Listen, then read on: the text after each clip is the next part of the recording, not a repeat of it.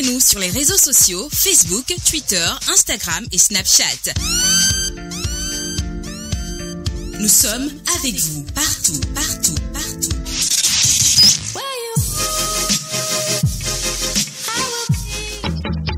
Tolinu vi kun wanyonsi dotonu iwatede bayi jaka kwento lokolo tentede bayi culture radio ji lo guzang betite pe beson keneme do aje ganton me minano yemede bayi nu mesemito e go ponto e minano ijono to minano i hansino mito ni jono podomino imi konton akwangano ashil de me wana irojan big ashilo mi dotonu iwa jonjo wene.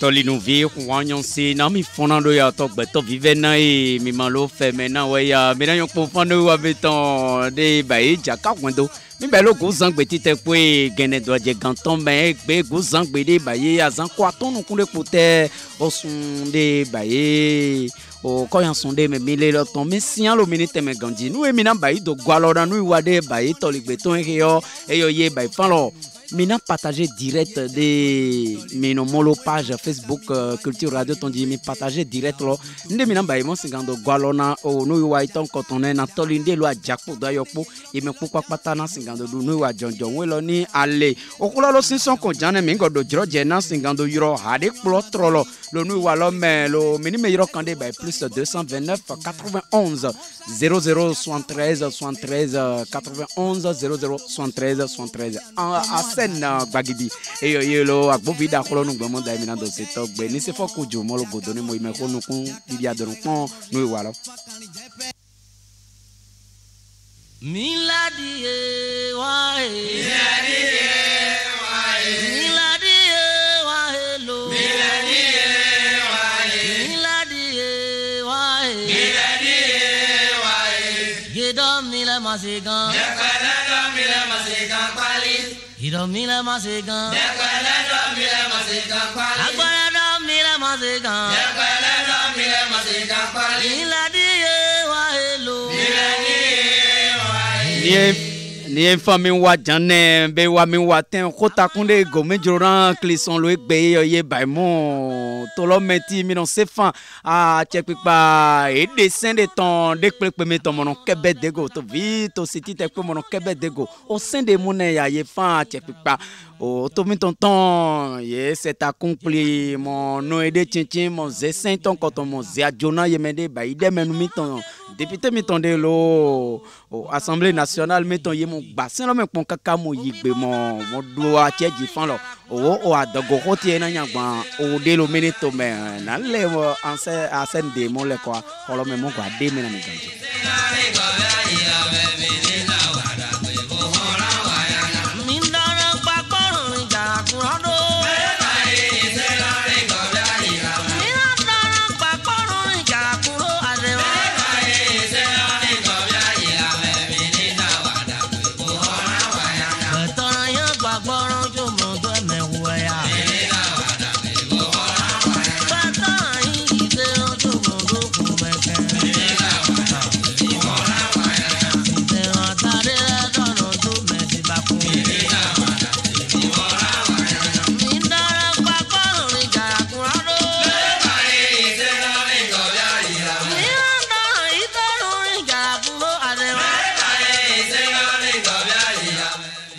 soso gbeto de me ton mino kan ko se mino zo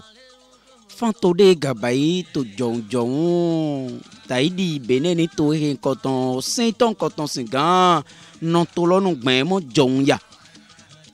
nyon drona hende pe mi ton wa flime namu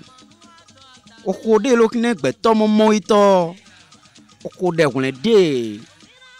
adogo de kun de gbeto ma singan hen adogo ito koton kaka mo jan fa ina ji ni e ma gado ji hen mo jiwe o han tito me de ba tito me jon tito me ton koton e yo go ye na hen mondo de ba ye adogo ito koton a holu ma singan drokuna oto viene a holu de lo tonu gben ma singan dro fanto viro ton e me popa pata ni kuwe pataki mi ni babade lo otomi tonu gben lo egbe o blene e mo yin wana nu de je acho blene e mo yin wana nu de ba inu jonu e yo yezon to su to si de bi eno ba yi o mi do na no godoni mo zewe ni kodo aga na tomi ton ninu konyiyan nu gbone gbe yi do to mi ton de lo ki de demenu mi ton no ye me de pasen o to mi ton ton ye me de kebedo o sende ba yi sende ji o to mi ton na sian do ye sian o vito vino ye wa yire tete lo mo da ye gado ba vito vino mo go ba nu nu eto mo ba nu kun o to ton de po gbe yi do to bi eto vie ton ye wa yele o senton koton ye gbeje pon ganji do yire tete divi nyon si mon go divi kuwa ye mo fan ke mini nyon si e non kujan e mande mo jon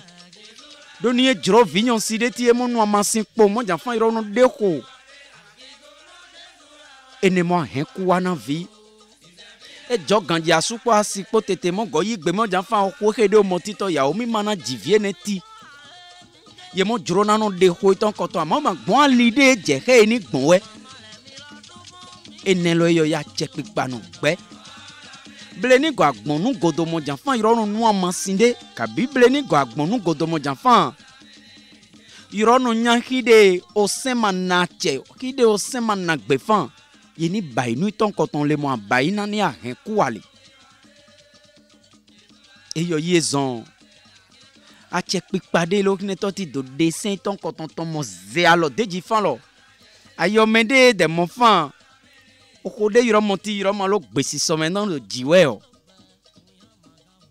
o sen je nu gben atete mo fon mo yan do to kwede a holu na che fan ni wazo ton koton e ye mo penu kuntego o bode je ke fan ni wule ne ye mo wule boy ton koton ne o mo de te adogo mo de kudo ye ipo susu mi ton no kan ko se mi no zo fan mutu an ji hwe egbe no ga gbe fan lo e ma do ran de ko o ko de won de mi ni lo ko jo ko na mi no zo mo gon church o ko de ti gbegbe to ma gan ji lo si me ni e wa jo o tave mo do ko na o video yiro jan tave ni nyon siro ni wa jo vide yiro me janyo no e mo doko na lo ni wa jo mla ko mo doko na we ni no yin lo ni wa jo o fi mo doko na we ya be o ko ne ti te pe o ko re na he mo jijan ne o ko de kun de mo hen me kudio o viro nu do te kon ka gbe to mo ja fa o fi ke ni yan fan ki na no we o e de go ngombo je kun wa me jale to yai o de kun de mini lo kunu gbona mi no zobo to gande mo na drofan to vieto ene ku to gande mo na drofan to viro to eni salele ya to memi o ko ne eyoye no zonti ble mono pli mono lo kolo e no so e me mi gbopon mi lo kunu gbona mi no zo o senende a holu zedo tometi o senende klikpe mi to mondo nanyi ne fa mi pon sen lo ganji sen lo gono yin no yin na o sen de kebe do metro nu pon mento mi ton ego fa lo ma do ache mo den wi o me vi de no pon nu o sen ne ti ma fa no no yin wa ye do nu de kun le wa jo mi yan to ko mi ton yi mo apon nu de no jobo ye no jivi kun gbe ma do kwa de na pe nu kun vigo ye no jivi kun gbe ma do kwa de na do su do to kwa tete gbon o vi jamo ne no ji o vi ma bi ogbedo wa ne to me mi ni enfant mi mon fan gande me yoro ma gan jivi we o yoro ma gan jivi we o mi hen a che pipa o na gbeti mi hen mo do gbe po mo de ho iton koton kwe mo de do ye yi me ariki ari yo me pe ma go anyin fan de gbe to mo alo hun di kon kaka mo aku e ma de wa nu amasinde ho me mo alo me wule kon kaka oku mo wa gbo e ma go yin to ba mi dike na mi ni ba nu tite popo do ye ipo asen gbagidi na mi koton vraiment go le ko omidana kizani zayeko kizani zanu nyanyan le possession koleme akiza dagbe non zahibo mi kolomlanyi ni zanu nyanyan le possession komiton le me midana kizani zaya kizani zanu manyon le ko akizani zaya kizani zanu nyanyan ben to presente me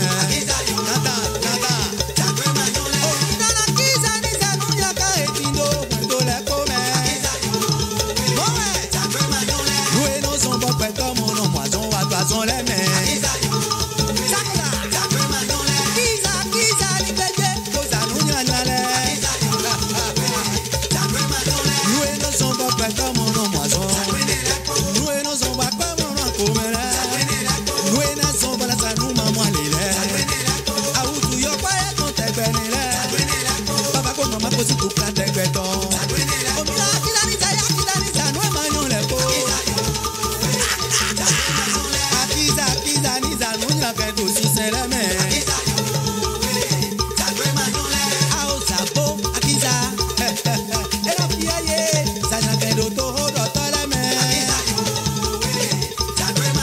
Eso plata vitino kendo to le So we la me to achiji le koro Ebeto eno se no so jura fotule Kwenye Vima mo boje zame Kai Kiza na zame ko Nde jido ma hugo akiza yan kan ni za atogode okore gbetona mo okore mo henu plero to me okore ton ko ni di okore gbetona mo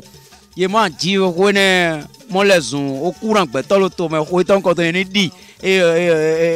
a che pipa de gbeton ti fan lo wo nu de manu mo ja chowe nu ton ko ton ye ni za kunwa ni za mla hode ato ko na we no yin we ton ko ton ni eji vie ne na mo na yoro jan lo sime ye ni za kun ye ga juro na za mi juro na de adogo ton ko ton mi de do alo jo un de ahosu lo mi ni de jan to mi ni go ade mi go abi o nu gloki de mi lo ko na mi vie ganji ayo iya de ya u de courant te vie lonu glo mo do amasin kun ne mo de courant te vie ayo jen de courant vie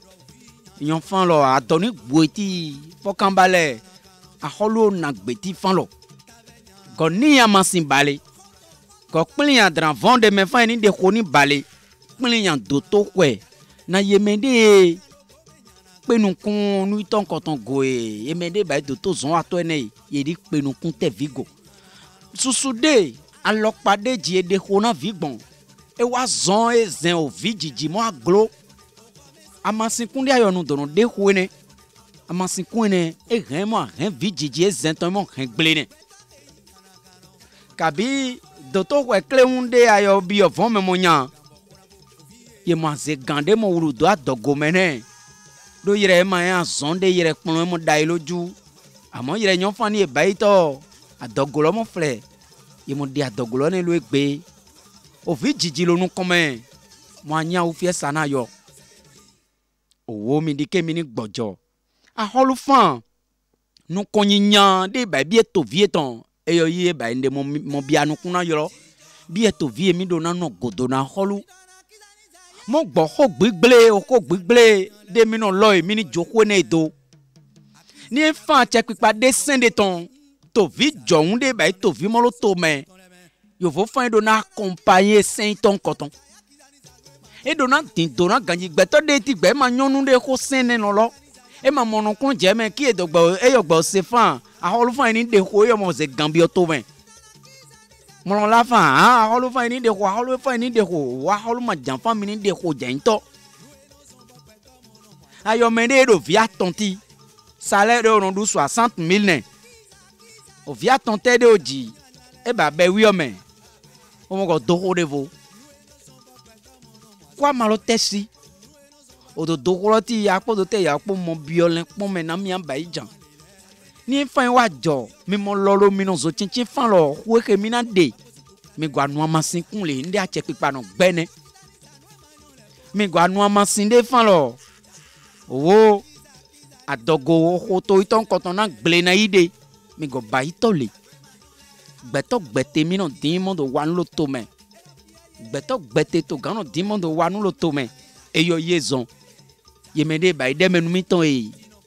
e do gbatanka go eton me pon kaka mo do alo sene lo ji fan sin jo sene na holu ni ba ye ne mo do gwalo na to vie no mede no ku toli fan lo e wa nu amasin kunde toli fan lo e debi ocho vure me pon fan do to ko yoro wa mede no ku gbonu ene dali e ma we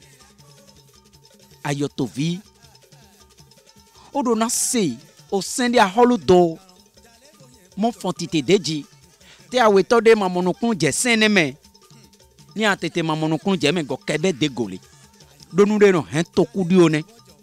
ayomede mamonokun je o sene de ye dotigo mo gano mon loko de ma jondo to me ayono bayo dio de jurayo do whatsapp ji o maga monokun je yo vo gbede do lo mamonokun je go mi gbo aholuman din ko to vile ton nu gbone meyon fan dio e ni sin awolo me egbe jiwe ni sin awolo me egbe kinde polo jiwe ni sin awolo me egbe nde kun le chogan cho mi mo no ba inu ene lo jo blema kebe de go pon gbele ne ka be ma gbe fan o mi ngodo ya o mo pon ga o le chogan cho mo do ya o mo goron pon ga o ni le lo ndo mo kan se ni se fokuju beble man kebe de gore a che pipa fan lo mini wanu mo wanu jonu mini wanu mo wanu jonu mo hen aglami ton do te o hodi de zon vous que vous mo lo vous yen ya beaucoup to le fan lo ye jira man sine mo homonu ye jira man de ni mo kusu monu homo mo be e moko no na mi maman fan wa le blanu we ti a che pipa mi ton pon ye me de ba nu yen to mi ton e ye sian mo pon mo fan lo nu ene lo ide no jo e ma jo to le fan mi no ja jo mi no wanu mi no finu baida ama che pipa fan mi go fin bai bale mi jrona baiti mi nya hi do to kwede je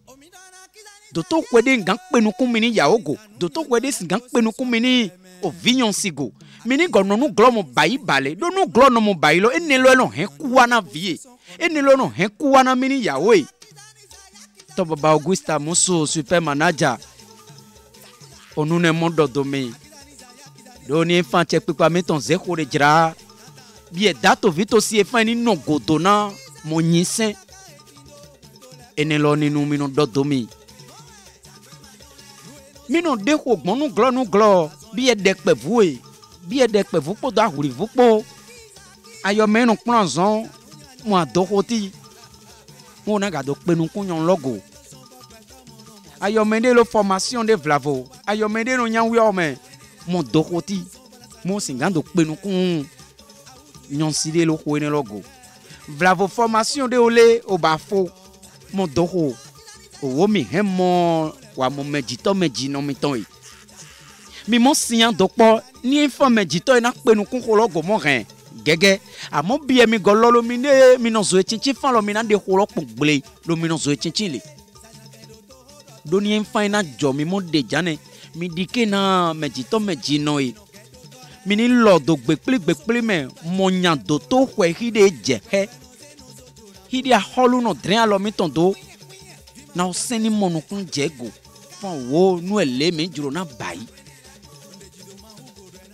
lo gbeti a che pipa o sen lo de polo je ngoron somo lo fan lo yo do holo e pe o do na yigbe mo do lo we ma me fan yan ye do ko na ni se fo kuju ni no yin yan ye do ko na bode ni no yin o do na yigbe mo yin vito doni o wa pon o maternité de bayi lagun ton neto mo pon couloir e ton mene to vito cherere gbe baba ma de to vilo ne to cherere gbe me de na su do to kwa ma de jamu vilo mi no ji o vi jami ji tema o vi jami ji mo jan vi ma ruko mo ga pon elo fe me mi pon vi elo bachi glo mi pon elo to pa bo vo flin de me de na penu ko go ma de yo be wi o me so asan de ogbon ti ten gbe to ni video ti gbe ba be wi o me ye mo jan wo ti vi ni te baba ji chan ton la ayo mo wa e nji vi pon ayo mo dokolo to mu gale me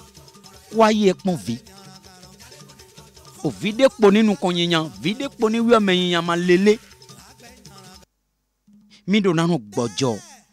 mo yan fan lo ni fan mi na de doko nu do asiko ne nu do wenu ne ti to mo ne mi pon kwa no de si kwa de bo mutu e ma do jivi susu jamu ejo bi emere ba yo mécanicien viganateur bi e maçon ferraille mo jo peintre mo jo mi do jivi so ito bi e technicien radio mo jo mi do jivi so kwa masu po mezi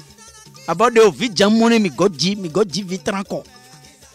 o vi ne lo eni wi o menyinya mo ale sun tukra kwa non desi kwa gale lo to gami ton le lo ne ti si je mi ton Patrice Satanas Guillaume Talon o vi ne mo do kwa ga menesi kwa lo menesi chukan to vi ne mo do me gbo o vi be pli mande e ma du ko ma wa de ki e no dai ma go ito ti gbe lorun hunukun o gbe mo hunukun nu jonu na bi o to me o to na dio e yo ni johon ye no yin ti o to na dio ni johon no yin da on gan jivi on gan to hora nyon si trepo e po jivi ne yere lo kwere polo me amo ti ni a mo fa ni ale cho fe ngo we man dio sin ye kan mo go fe ngo na shine de mo fe ngo na shine un ya mo wi era kan se fa ale cho mojo mini ba nti te podo jereme ni se fo guju mini ba nti te podo jereme ponki to baba ere gbe ha ponki kwa ma mene si we fini moji ta mojo bi mene si kwa ma ri o mi do o amu gbe to je mo kun se mi jamo do nyon chanton mu ya do penu kun vu ke vu de nyon si de pe chanton ni lo mu ya do penu kun ego ele to yan kun se mi jan ka ve me bi mo fie chokoto mo train e mo era kwa mo kon gbe ma de yon fan ironu mo kwa do charge de do lo simelo agban de lo ko ni ma we ene lo mi no pon han on we po do no wa nu te a check pipa fan ni fan mi jolo mo de ho jane a po do te ya opo mi me awelo fonctionnaire wa mi o me awelo a zonde me mi de mo nya mo ko o vide lo mi si o vilo ba hun to ganji a dogo de fo mo go je kne ha de pulo ni fan mi pon lo mi de me ayo nyon si go zebe do te sous le ten jire fan yoro mo ko mi mon lolo mi non zo chichi mo zeminde mo nyanto to kwe de jeke mi gwa bi o chofu de me fan to kweli mi nyanto to kwe de jeke do to kwe de jinu kunde ye mo wa zona mi nu de aholu no din lo mi si pon ne amo mi na nya fa masinde lo ne mo be de do de jimo nu ka bi o vla vo hande do ko mi mo anu ne mi go ba ito le du ne lo zon susu nyon si eton egbe ye ma goron mo fi mo no jiba ye mo wole tan mo no wole tavelo si me e man de wete alo pade ji mi de hologbon lo trede wa fela ene lo ti te po no ko ba mi lo egbe e yo yezon a che pipa do fan pon gble Beto yo yoro no dina do wanu. Mini ba ipo do ye ipo. Mini go janfan mina du susu eton le. Mini du voure de ga jon. Ne mangez pas en quantité, mais mangez la qualité désormais. Asen Gbagdi.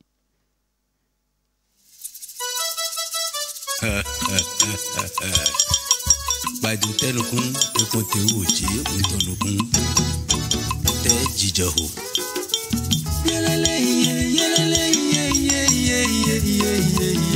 Tolino sinyo siye kuloko nde, miseko na loko ndela,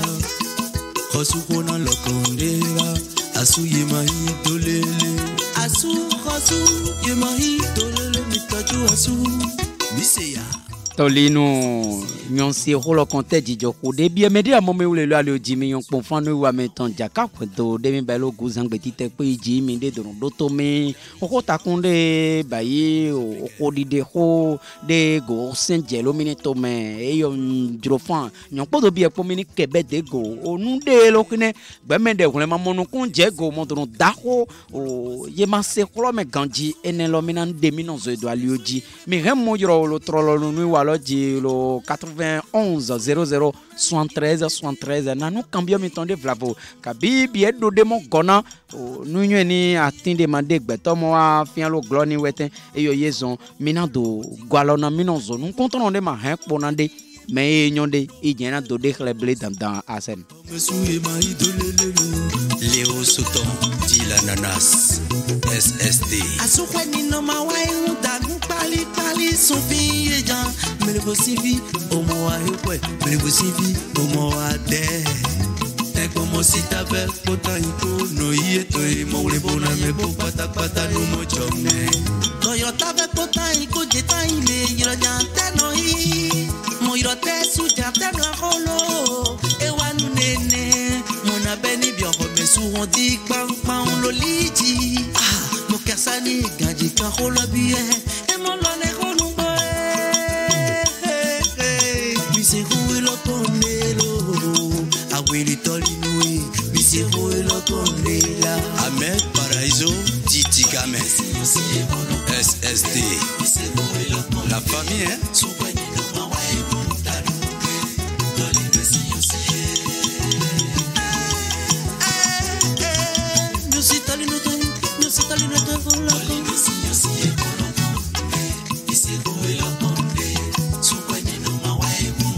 l'honorable Amouabla Augustin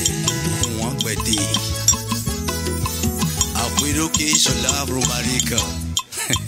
l'incontournable de son Oje miaio godike na yeni sete akwa pere pali jerilo nyosi malo jalo sufi pali oh wegbe gangan ye malo lo sufi pali ofie osea mo lesi mo sakere polite mo dogodo tesu mo panu kon mo lo ko joni mo lo nu joni mo kole vule mo yole lo some nu jonu mo bela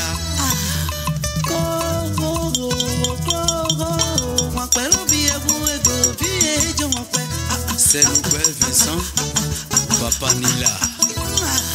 Bidi tout le divina nous le divina la famille SST Oi Topodi Bizengo Sonibé Erika Di Babariba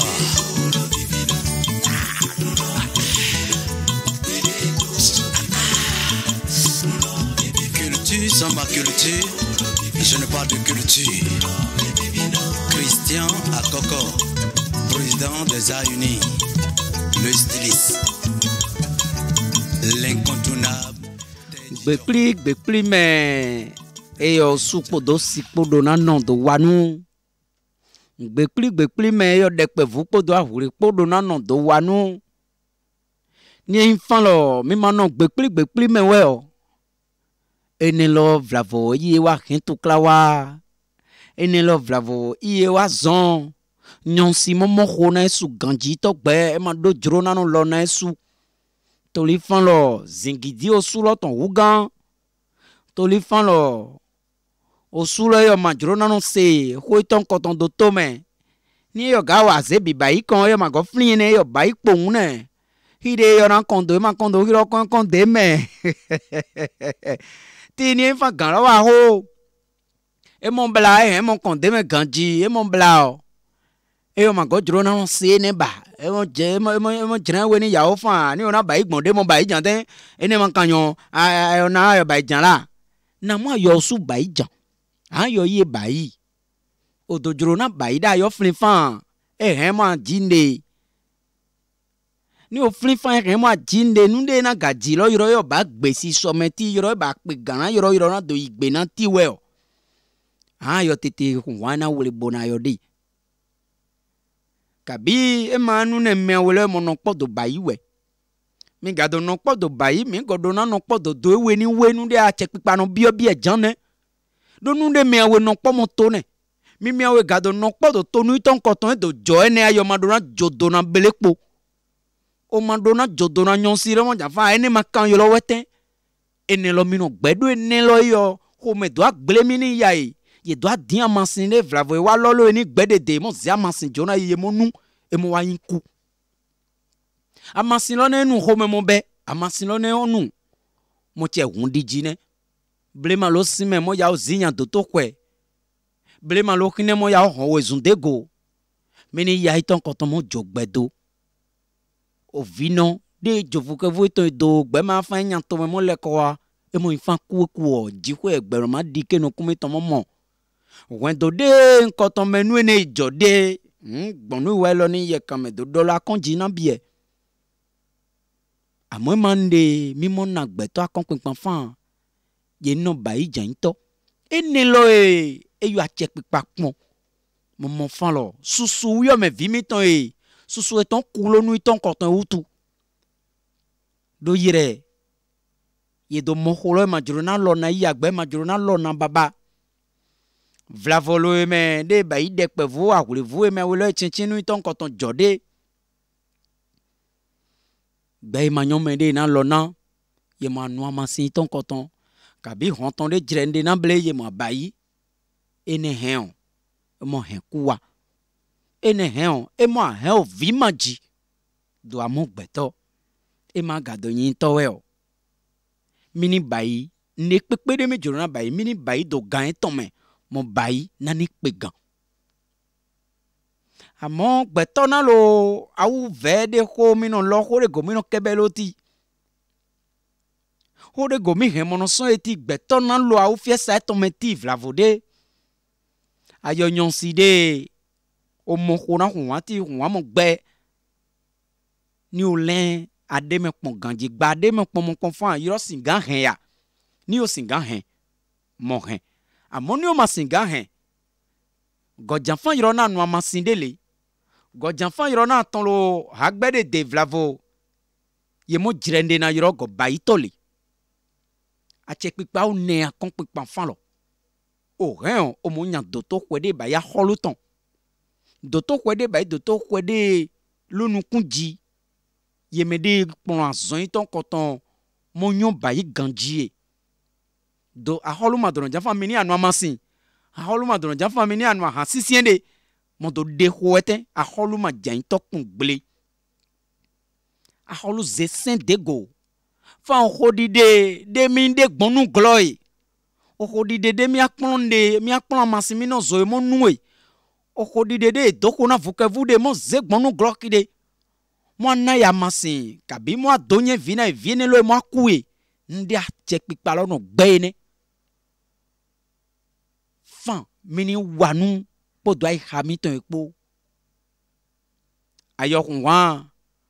zecho jan yo bai gba yo ma wule bona yo de mo ko na yo de jan yo de ye mo ko na yo amasin ku jan yo do mo na me ni o bai to sen ba mo go hui mina vedo fan ye do sen lo to po mo ju do ne sin ayo me de bai ran kan ton sen ba na go hui gri mi lo ko do gbe me mo de mi no zo do alioji ndi a che pipa no bi o mi pon jan a che pipa de ma holude ma jro fan to vi ro ton ni ku a holude pepe ma jro fan to vi ro ton ni via vi vivo me jamina no midike na le ko yan Asen Gbagidide we podo go le ko a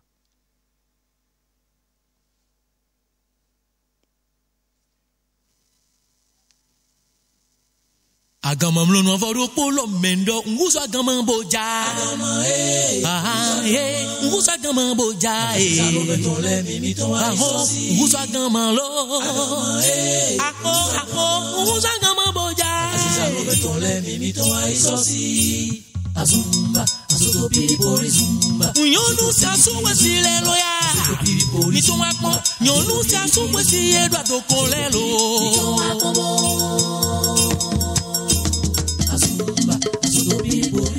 no papa no ti fome no kwesi gbero no bere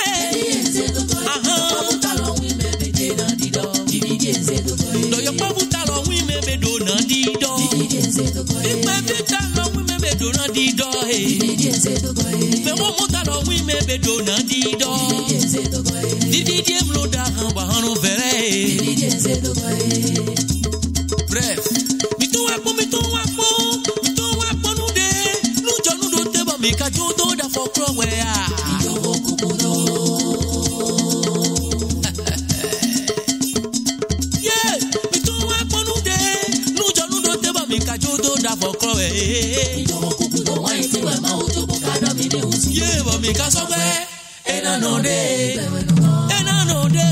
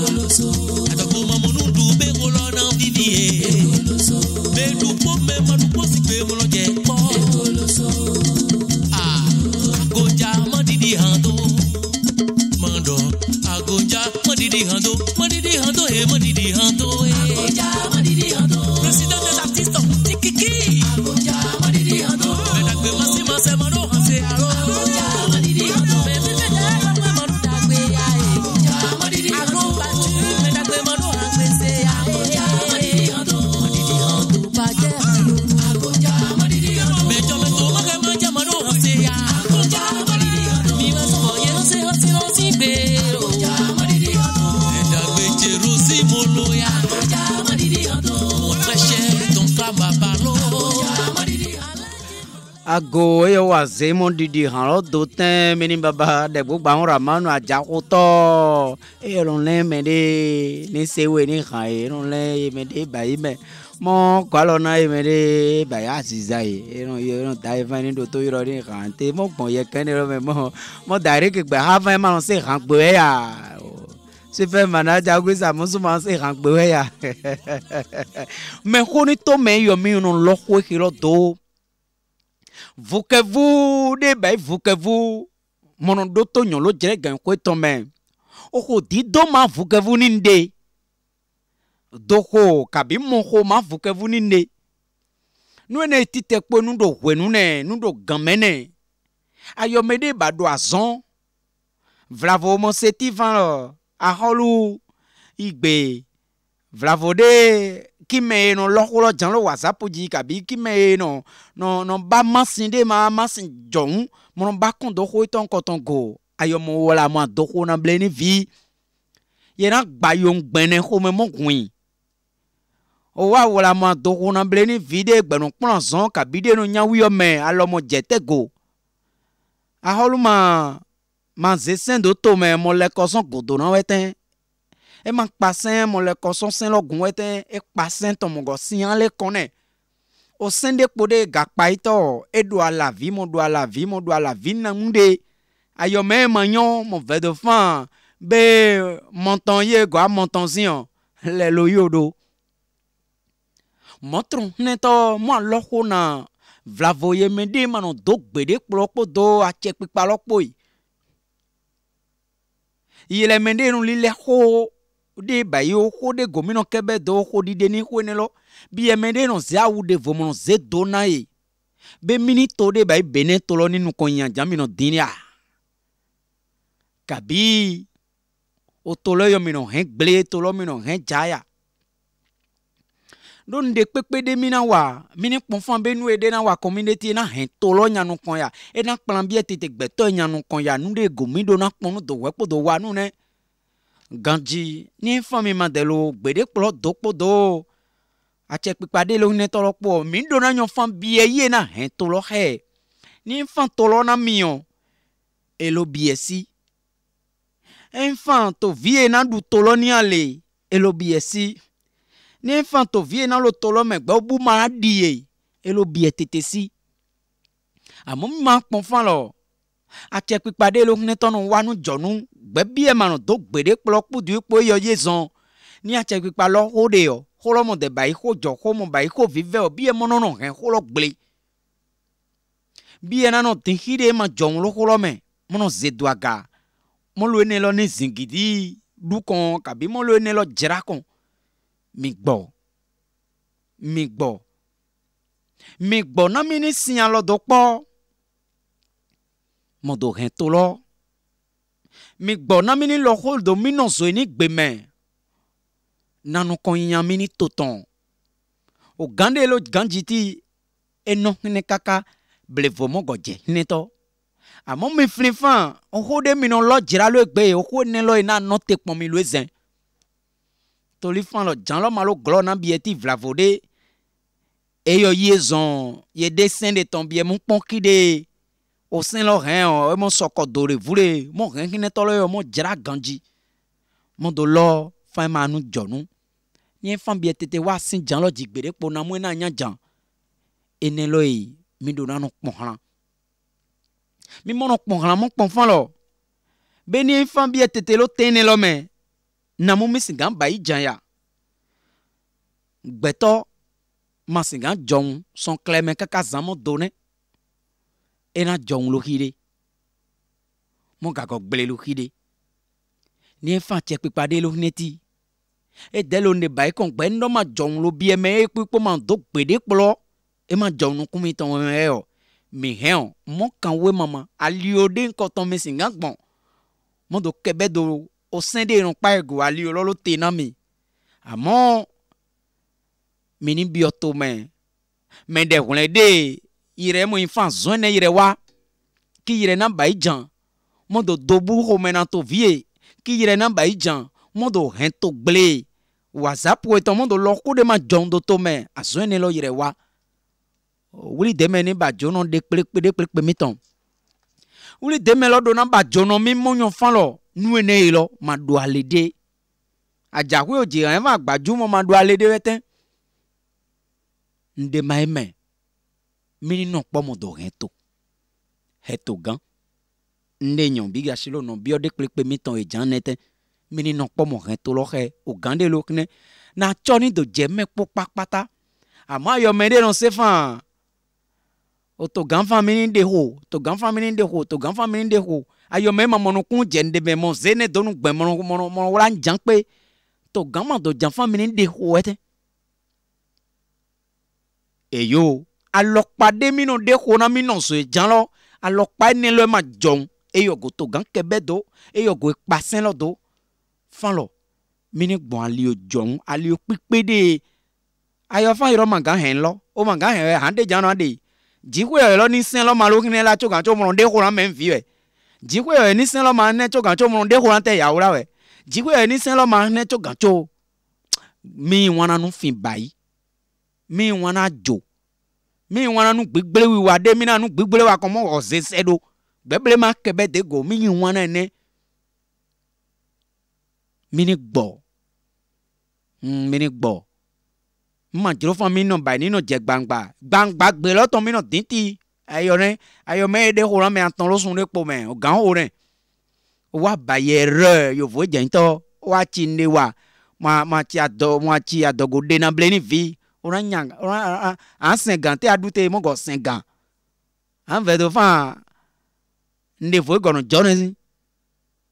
ayo me de no wala nde jan vla volote me yoro kanjidi mo ze hala to wen fa holo tete jafa me de ko o nga do kwa nyon se atante o do ko amble ni vide mo jafa yoro na de ora 50 adu mo go 50 njeli cha aton ko ya ton ja na meti wa chinde ba ti ble wi ran kan ko ti ho mo wi hide beson aton beson we nje to asen ite mo go se ala ton ran ga yi ne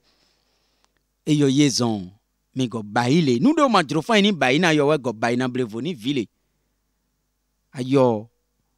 agboni de o mo fan lo o vi frin vo frin go jan yo tedo ni enfant de jan fan yo mo ko to mo pran bi o si me mo na ya masin de kun de kaka e mo go do to ye ton spécial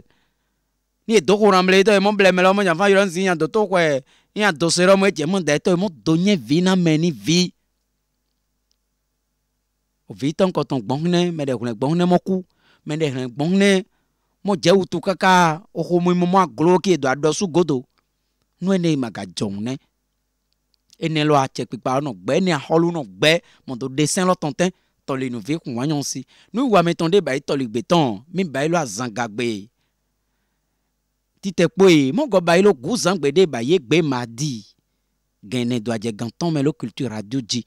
Maintenant d'autoculture radio mais zemini me yoro kan téléphone Android mi tombo mi nyan Play Store me mi télécharger application mi tonde ba simple radio domini me yoro kan jipon mon kan culture radio Benin mi mon mi pon mon go semini gbe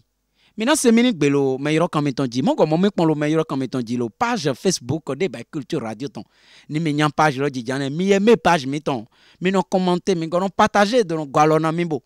mami nano ma amon de pepe jrome mi mo cancelo no walo ni godo janeo me yiro mini me yiro kande by plus 229 91 00 73 73 me yiro kan lo de polo me hemo yiro trolo lo no walo me ne pepe de by no cancel meton nyon podo bi epo moto mi na jrajo me jiro fon gbelo blebo ni mono kun ja jogba meton go o wi o me e yo bi mi do wo nu kon to agunde ton ye wa mi mo juro na loji ko ni ko wo gbogbo me zon wa to de atin go to atin kumi to ne go do gbo tu na me mi na wa nu wa meton de by to ligbe ton loji o mi yiro obo lo mini me yiro kande by 97 54 47 63 mi mo topo do bi epo mi gbon culture radio ni si me jane a jomi to mo nyanu kon mi gbon culture radio ni si me nu de mi jiro mo mo lopo do aya jije po biye podo nyonpo mi na no po mo do jira to hedo mi na no po na no kon yan de bai Benin to loton asen gbagidi eyo ye no o mo da ko ji ni se foku ju mo no apani mo se pipo to baba Rodrigue mo gona ye abode tangi ndondo mo ndondo to baba vive yo me de zombie de mo kwa mo dunu dese mi ton super manager Guisa Moso ndondi mo ndondo bien mede non to jimondo to tite pe oba kemi ndondo atete pe gba ju egbe no lo mi chokon jane e zende ba mercredi azanga gbe gan o do aje gan wo po me mo pelo to gbe ninu wa de vokon de mi yirojan o ko vive to le nu ve kun wayon si je lo mi chokon jane mo pelo ezen talinu e mi auto namni yomine tori ba jaka vie mi moto namni momine